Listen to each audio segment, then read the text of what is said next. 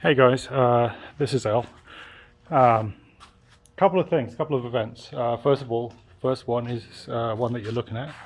Um, on a whim, I decided to buy this car. I sold my 2005 and decided I wanted to buy some. I don't know why I bought it. I really don't know why I bought it. But anyway, that's a long story. But I bought a new car. It's an SLK. I've always kind of been curious about SLKs because they look like go-karts, and I wasn't a huge fan when they were new, but they started to grow on me. One of my neighbors had one of these, and I kind of was curious about it, and then this one came up in the salvage auction. It was in Arkansas, and it caught my attention because it has a manual transmission, which is kind of cool for me. Anyway, so it has a 6-speed. I kind of thought it was kind of cool. Didn't look like it was damaged too badly.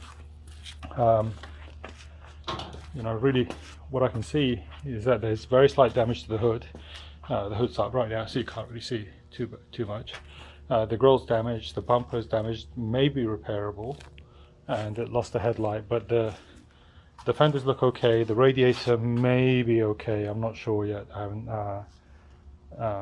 assessed it yet.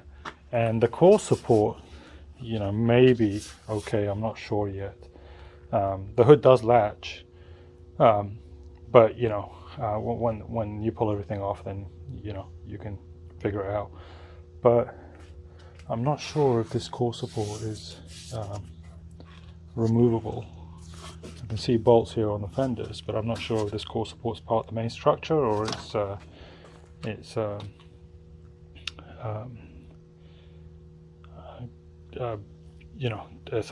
removable, like on the SL. My 129, it has removable core support.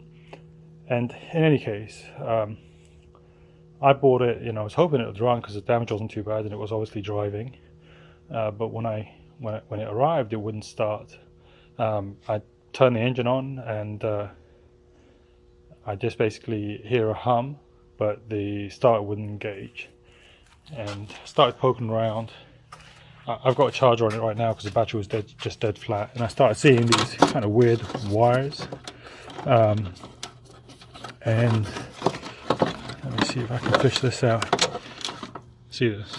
Some kind of chinksy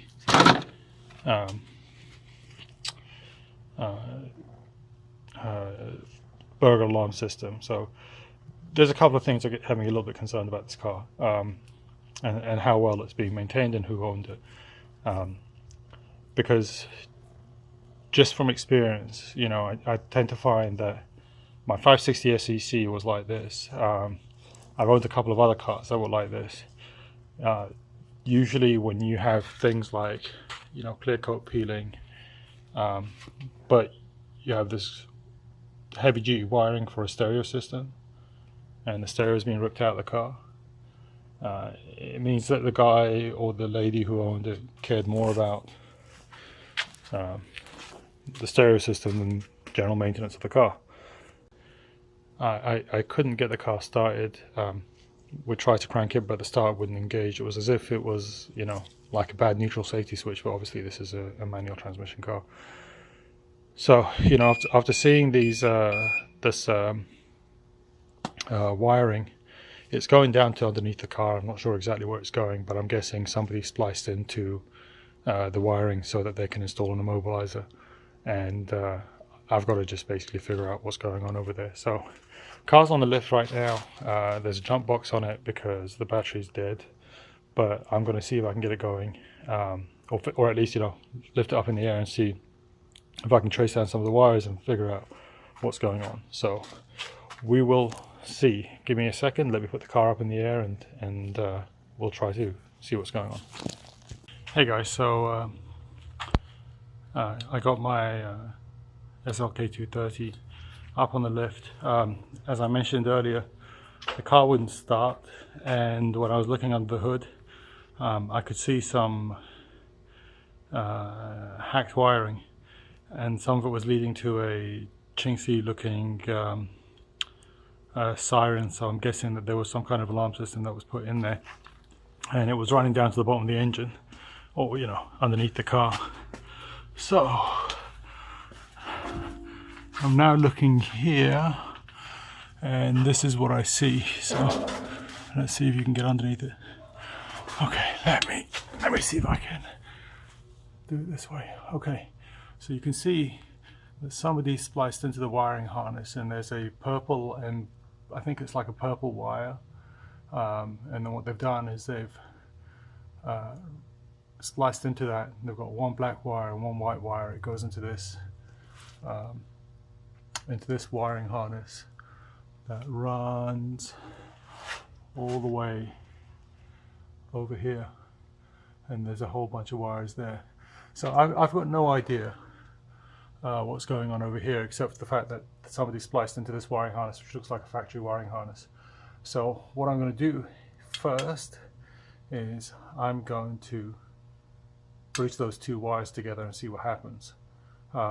So give me a second, let me cut those wires and put them together and see what it does.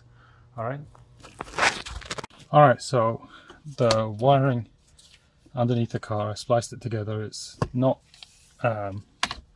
you know, not great.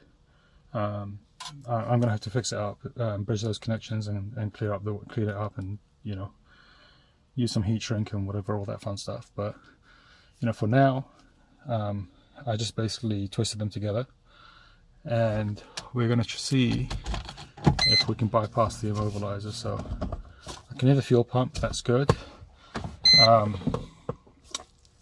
Foot down on the clutch because it's America, and you have to have the foot down on the clutch.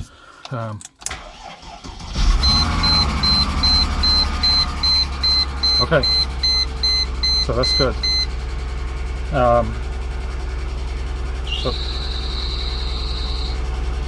So it starts, but the car alarm's going off. That's awesome. So I gotta get rid of all that crappy wiring.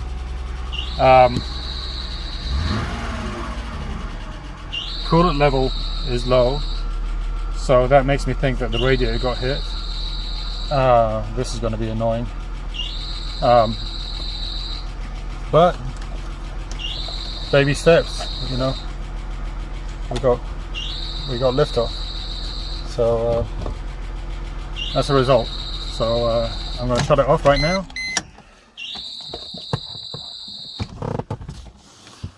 So I guess what I need to do is just basically trace all that wiring and get rid of it all, find out where it's going and get rid of it. I'm guessing that there's some kind of immobilizer somewhere in the car, but I was able to bypass it, which is great. Now I need to bypass the speaker, and I'll be in good shape. Maybe, let me see, show you. See here, there's a whole bunch of fuses that were tapped into that I'm guessing are all related to the alarm system, so we'll get rid of all of this stuff. I'll mess around with it in the next few days. What I want to do really is do one or two things. First, get this car running, and the primary goal behind owning this car is I want to start finding a body shop, you know, not somebody that's, you know, does concourse work, you know, just being able to do quick and dirty work like this, and be able to help me, you know, fix these cars up and build a relationship with them. You know, if they can do good cheap work, just get it banged out, then that's really what I want to find. I want to find somebody who could do that, and then I can you know, start buying these cars and then turning them around quickly. So I just want to get running. I want to get it to a point where it drives. I may just buy a headlight for it so that, you know, I can get it, you know, in driving shape, and then take it to a body shop and have them do a quick and dirty on it.